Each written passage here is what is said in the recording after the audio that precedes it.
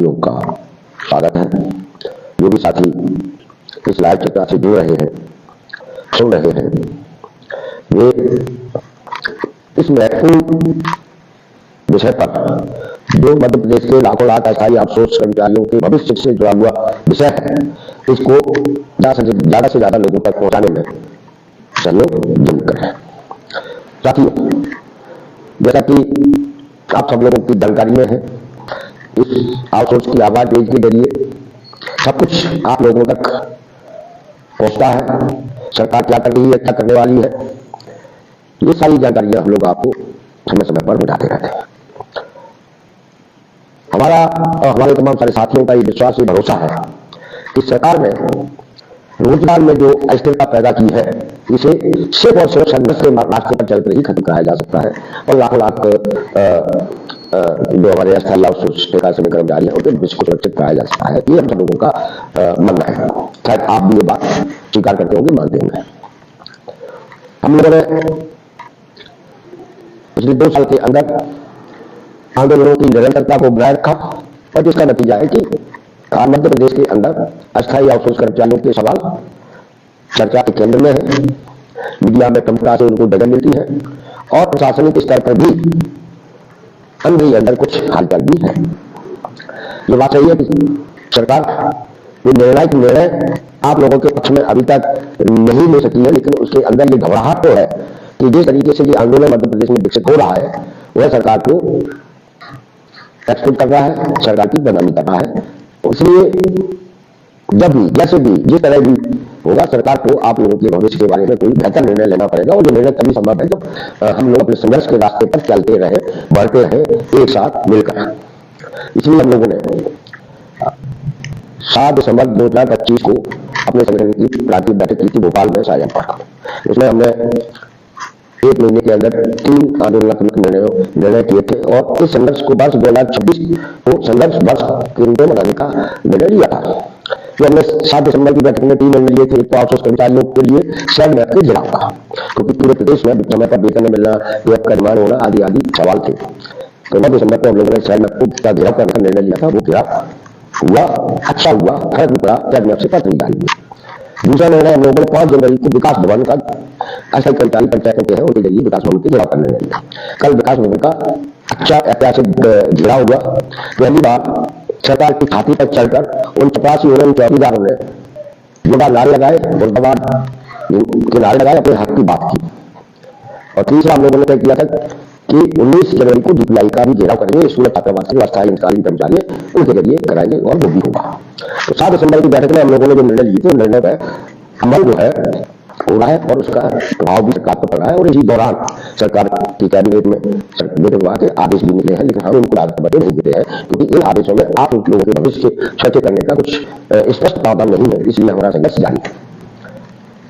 अब हमने क्या किया, आप देखेंगे कल विकास भवन पर उन 84 चौकीदारों ने, जो ठीक से बात नहीं कर सकते थे, अपना आवेदन नहीं लिख सकते थे, कोई भी अधिकारी उनको धिक्कार भगा देता है, उन्होंने अपने खुद की दम पर 4 घंटे तक विकास भवन का घेराव किया, और जोरदार नारे लगाए। कल ऐसा था कि हमने एक नारा नहीं लगाया है, जितने नारे लगाए हैं वो चौकीदार 84 ने ही लगाए हैं। ये हमारी 1-2 साल की मेहनत है कि हमने उस वर्ग को बोलने के लिए तैयार कर दिया जिसे अब तक दबा के रखा गया था। देखिए, अभी तक मतलब ये कोई छोटी मोटी घटना नहीं है। तो 84 चौकीदार ने इतनी हिम्मत पैदा कर देना कि वो अपने हक की बात अपनी दम पर सरकार की छाती पर खड़े होकर करे। इसी से बदलाव आता है। विकास भवन जो भोपाल में बना हुआ है पुरानी जेल के सामने, जो मध्य प्रदेश की सरकार की लूट की लंका है, वो मॉडल है लूट का, उसे हम लंका कहते हैं। और वह सरकार है, वो सरकार की छाती पर खड़े होकर कल चौकीदारों ने सरकार को लड़का रहा है। इसकी गौर करने वाली बात यह है कि विकास भवन के अपर IS है, छोटे सी, वो उस भव्य आलिशान बिल्डिंग से नीचे करता है। आधा घंटे तक ज्ञापन लेने के लिए खड़े रहे वो। आप समझिए कि IS आधा घंटे तक ज्ञापन का इंतजार करते हुए खड़ा है, तो उसको कितनी खींच जा रही होगी, कितना जला रहा होगा, लेकिन उसे खड़ा रहना पड़ा।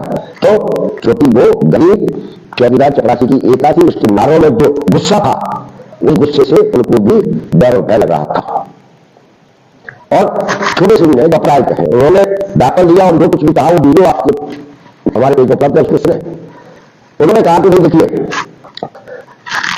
मैं इसमें कुछ नहीं कर सकता कि शासन स्तर का मामला है, हम शासन तक पहुंचा देंगे, हम शासन तक पहुंचाने में आपकी मदद करेंगे। और उन्होंने ये भी कहा कि उन्होंने ठीक वो सरकार ने जो कैबिनेट में और वित्त विभाग को आदेश निकले हैं उनको संक्षिप्त में एक तरीके से सुनाया। उन्होंने कहा कि हम तो स्कीमों के तहत लोगों को नौकरी पर रखते हैं, जब तक स्कीमों पैसा आता है तब तक हम रखते हैं उनको, जैसे स्कीम बंद हो जाती है, पैसा आने बंद हो जाता है, हम निकाल देते हैं। ये एक आईएएस अपराध के शब्द है।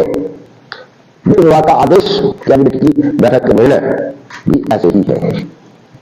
अब आप समझिए कि जो आदेश में मार्च 2027 तक आउटसोर्स कर्मचारियों को निकालने के जो संकेत है, कोई अचानक आई संकेत नहीं है, ये पूरी उनके अंदर तैयारी कर रही है। और वो सरकार जो है यूज एंड थ्रो की जो नीति है वो नीति को अपना चुकी है, उस रास्ते पर तो तेजी के साथ बढ़ने वाली है। यदि इसको रोकना है तो आप इन संघर्षों का हिस्सा बनना पड़ेगा। बगैर संघर्षों के जरिए सरकार की इस अन्यायकारी नीति को नहीं बदल सकते, उसे इस रास्ते को बदलने के लिए मजबूर भी नहीं किया जा सकता। इसलिए हम लोगों ने 4 जनवरी को नए साल में पहले अपनी क्रांति बैठक की साझा पार्ट में उसके फोटो वीडियो वगैरह सब न्यूज वगैरह सब आप लोगों की जानकारी, उसमें हमने दो कार्यक्रम तय किया।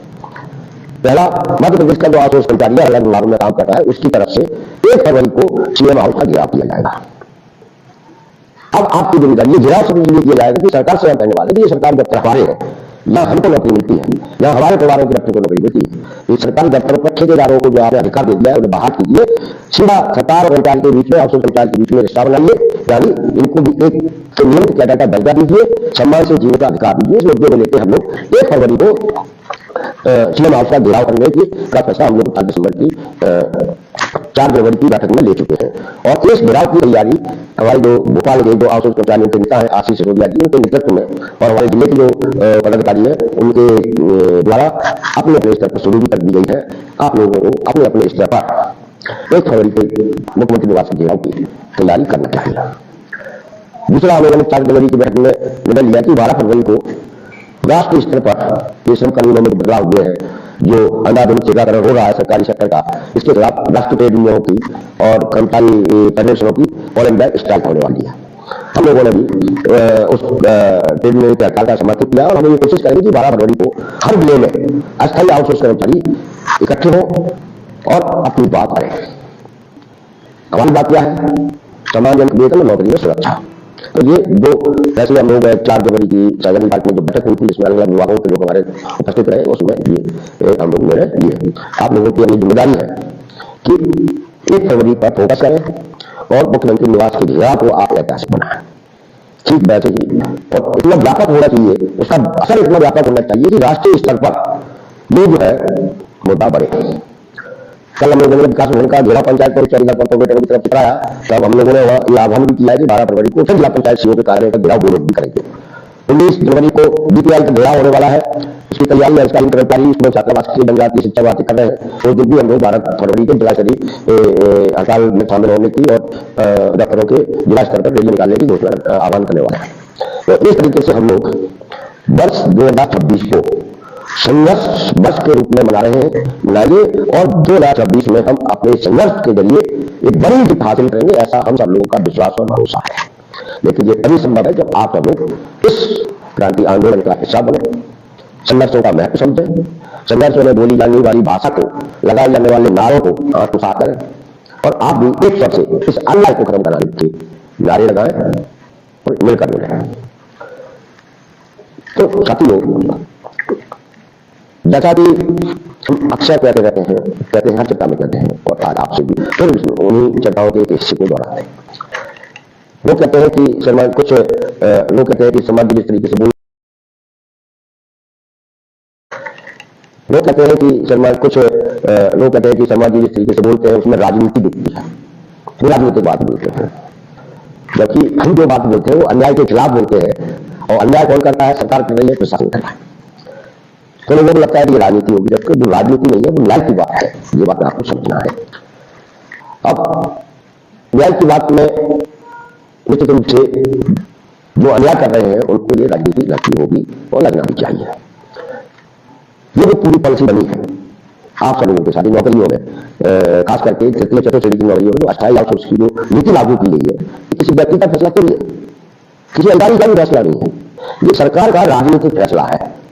जो सरकार ने अपनी राजनीतिक विचारधारा को स्थापित करने के लिए, उसे लागू करने के लिए निजीकरण का सरकारी सेक्टर को बेचने की नीति लागू की है, जिसके तहत आप लोगों को रखा गया है। तो वो राजनीतिक फैसले के तहत आप सब लोगों के भविष्य को बर्बाद किया गया है। अब निश्चित रूप से जब आपके भविष्य को सुरक्षित कराने की बात करेंगे तो निश्चित रूप से लोगों को राजनीति लगेगी, तो नतीजा इसमें प्रभाव भी नहीं करते।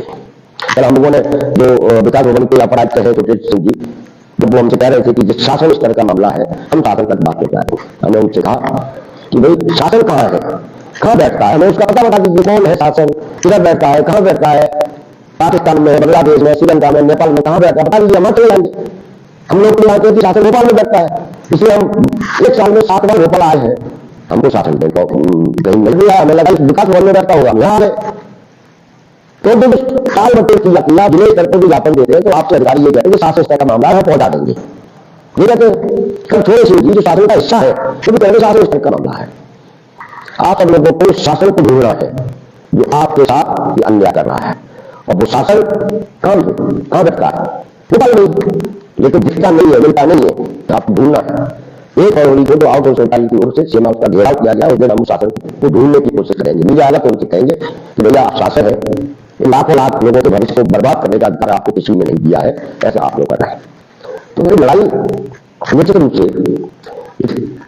आर्थिक अन्याय को समाप्त कराने की लड़ाई है, सरकार को उस रास्ते को बढ़ने के लिए मजबूर करने वाली लड़ाई है, जिसमें गरीब, दलित, आदिवासी, ओबीसी, मध्यम वर्ग, सामान्य वर्ग के गरीब लोगों के बच्चों के या उनके जो नौकरी में लगे हैं उनके सरकारी नौकरी के रास्ते को बंद कर दिया, खत्म कर दिया है।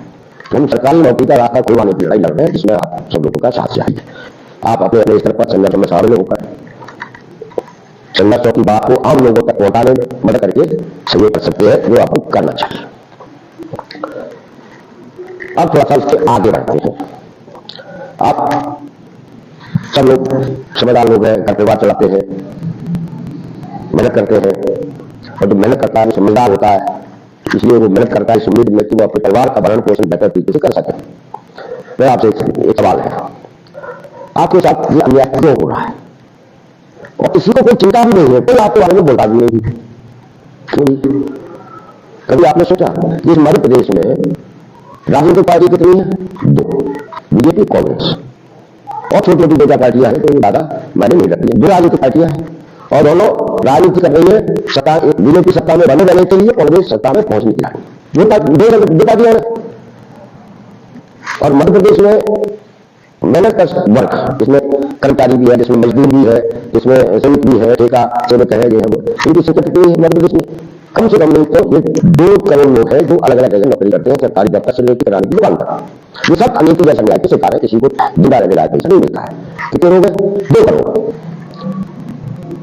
इन 2 करोड़ लोगों की बात बीजेपी के नेता करते हैं, कांग्रेस के नेता करते हैं, तो क्यों करते हैं? ये आप इनको मजदूर न माने, वो करते हैं तो वोटर के नाते आपको बात करना चाहिए, लेकिन नहीं की जाती है, कोई आपकी बात नहीं करता है। क्यों नहीं करता? क्योंकि उन्होंने आप सब लोगों को, 2 करोड़ लोगों को इस तरीके से विभाजित करके रखा हुआ है कि आप संगठित नहीं हो सकते, एक जगह नहीं जा सकते। अब पता, लेकिन मैंने कहा कि 2 राजनीतिक पार्टियां हैं, लेकिन मध्य प्रदेश में मजदूर कर्मचारियों के संगठनों की संख्या 1700 से ज्यादा है। 1700 से ज्यादा कितनी सही बात है। और 1700 संगठन सरकार ने अपने समर्थकों के द्वारा बनवाई है। सब उन संगठनों के उनके ही लोग अध्यक्ष है, उनके ही महासचिव है, उनके ही पदाधिकारी है। क्यों बनवाए इतने सारे संगठन? इतने सारे संगठन सब इसलिए बनवाए कि ये लोग एक नहीं हो सके, और एक नहीं हो सकेंगे तो ये कभी अपनी बात नहीं कर सकेंगे। देखिए इतने सारे संगठन, मतलब हम कहते कि किसी भी एक संवर्ग को ले लीजिए, उस एक संवर्ग में 50 संगठन काम करते हैं, 50 संगठन, जो उनके बीच में से व्यक्ति जिसका किसी बेटा से छोटा संपर्क हो गया वो उनका संगठन बना लेता है, भले उसके साथ लोग कितने भी बैठे नहीं बना लेता है। 2,000 संगठन आप लोगों के बीच में काम कर रहे हैं। इसमें उद्योग जाए भाई, हर उद्योग में मजदूर है, 13 मजदूर है, हर उद्योग में है। तो एक कारखाने में अगर कोई यूनियन बनी, एक कारखाने की यूनियन बड़े वाले कारखाने को स्टेबल कर सकती है, बड़े वाले कारखाने वाले को यूनियन और बनानी पड़ेगी। ये कोई व्यवस्था बनाती है? ये ऐसा कुछ सिस्टम बनाया है कि बिस्कुट फैक्ट्री की यूनियन चॉकलेट वाली फैक्ट्री के व्यक्तियों की बात नहीं कर सकती है, अलग यूनियन बनेगी। ये सारी सिस्टम को बनाया है सिर्फ इसलिए बनाया है कि एक साथ मजदूर न आ सके, कर्मचारी न आ सके, जो बटा रहे। बिस्कुट फैक्ट्री के कर्मचारियों को तनख्वाह मिली, वो अपनी बात कर ले, चॉकलेट फैक्ट्री के कर्मचारियों को तनख्वाह मिली, वो अपनी बात कर ले, एक साथ नहीं थे। क्यों नहीं देखे? जिस दिन भी एक साथ जाएंगे उस दिन तो संख्या बढ़ जाती। तो इसलिए इतने सारे संगठन यूनियन है मध्य प्रदेश में बुनियादी जिनकी संख्या 1700 से 2000 के बीच है, और इसी कारण सरकार सुरक्षित है और उसको कोई डर नहीं है आपका, और इसीलिए बहुत सारे संकायों को खत्म कर रही है, सारे अधिकार मालिकों को दे रही है, और चूंकि छोटा प्रथा आउटसोर्स सरकारी नौकरियां लागू कर दी है, उन्हें सरल तरीके से बेहतर तरीके से 20 साल से वो चलाती चली जा रही है, तो बोलने वाला नहीं, तो किसी को बोलना पड़ेगा।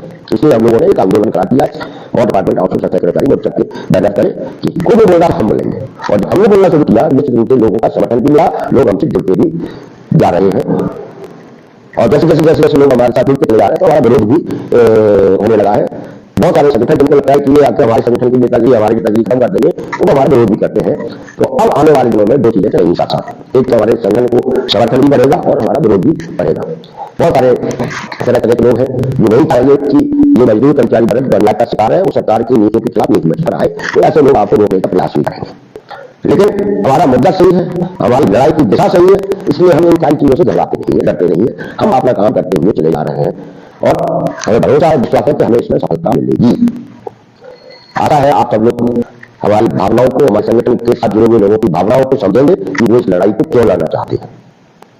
इसलिए नहीं कि भाई इनमें से किसी को नेता बनना है, विधायक बनना है, सांसद बनना है, चुनाव लड़ना है, सरकार बनानी है, इसलिए नहीं, इसलिए कि मध्य प्रदेश के अंदर जो संघर्ष की परंपरा को खत्म कर दिया गया है, सभी कर्मचारी संगठनों ने अपने आप को नेताओं मंत्रियों की जी हड्डी तक सीमित कर दिया है। हमें इस मेहनत कसरत को जी हड्डी से मुक्त कराना है, नेताओं मंत्रियों की चरम बनना से छुटकारा दिलाना है, तभी आपके साथ न्याय हो सकता है। इसलिए हम आंदोलन कर रहे हैं। 1 फरवरी को जो सिनेमा उसके घेराव का आपस कर्मचारी संगठन की ओर से आह्वान किया गया, इसे आप लोग समर्थन करें, इस अभियान को ऐसा ढंग बनाए कि मध्य प्रदेश के हर घर में ये बात है कि सरकार ने आप सब लोगों की बच्चों की नौकरियां खत्म कर दी है, भविष्य में कोई नौकरी मिलने वाली नहीं है, आपके पास एक नौकरी बची है, वो है दिन बरकत की, डिलीवरी बॉय की। और डिलीवरी बॉय क्या होता है ये आप सब लोग समझते हैं, हर कोई समझता है, और सरकार ने ये नौकरियां पैदा की है। साथ ही आप सब लोग 23 साल की पहली चर्चा को अधिक से अधिक लोगों तक पहुंचाएं, और जो हम लोगों ने वर्ष 2026 को संघर्ष वर्ष घोषित किया है, और इसी वर्ष में जीत हासिल करने का जो लक्ष्य तय किया है, लक्ष्य को पाने में एक दूसरे का सहयोग करें। बहुत सारे लोग आएंगे आपको डोनेट करने के लिए, बहुत सारे लोग तरह तरह की सलाहें देंगे, कहेंगे कुछ नहीं होता इससे, ये सब फालतू की चीज है, ये नेतागिरी है, बहुत सारे लोग कह सकते हैं, कहेंगे भी सरकार समर्थित है। उनसे सिर्फ इतना बात कहना कि हम जो आजादी मिली है वो भी हमको सोते हुए नहीं मिली है, हम उसके लिए लड़े थे, हमारे पूछे हजारों को कुर्बानियां दी थी, अंग्रेजों ने गोलियों से भून दिया था हजारों लोगों को, तब जाके हम आजाद हिंदुस्तान में सांस ले सके थे, और आज हम उस आजाद हिंदुस्तान में जी रहे हैं। तो बगैर संघर्ष के आपको कुछ नहीं मिलता, आपको संघर्ष करना ही पड़ेगा, और ये बात आप जितनी जल्दी समझ लेंगे उतनी जल्दी आप अपने भविष्य को सुरक्षित कर लेंगे। हमें उम्मीद है कि सारे विभाग, बिजली विभाग से लेकर शिक्षा विभाग तक, महिला भवन मंत्रालय सतरा से लेकर कलेक्ट्रेट तक जितने भी आउटसोर्स कर्मचारी है, निर्वाचन के हो, चाहे शिक्षा विभाग के हो, चाहे महिला बाल विकास के हो, चाहे लोक सेवा केंद्रों के हो, इन्हें सबको 1 फरवरी से सीएम हाउस के घेराव की तैयारी अपने अपने स्तर पर पोस्टरों के जरिए, स्लोगन के जरिए, नारे के जरिए, आजकल सोशल मीडिया का समय है, सोशल मीडिया पर आप ऐसा वातावरण बना सकते हैं कि 1 फरवरी आते आते तक सरकार को अपने वित्त विभाग के जो आदेश है, दिशा निर्देश है, उन्हें वापस लेने के लिए मजबूर होना पड़े। हमें उम्मीद है कि आप सब लोग अपनी काबिलियत के अनुसार सोशल मीडिया का उपयोग अपने भविष्य को सुरक्षित कराने के लिए करेंगे। इस चर्चा को ज्यादा से ज्यादा लोगों तक पहुंचाएं, जितने लोग इस चर्चा को सुन रहे हैं वो सब इसे अपने फेसबुक में शेयर करें, जिससे और भी ज्यादातर लोगों तक, ज्यादातर लोग इस आंदोलन का हिस्सा बन सके। नमस्कार, धन्यवाद।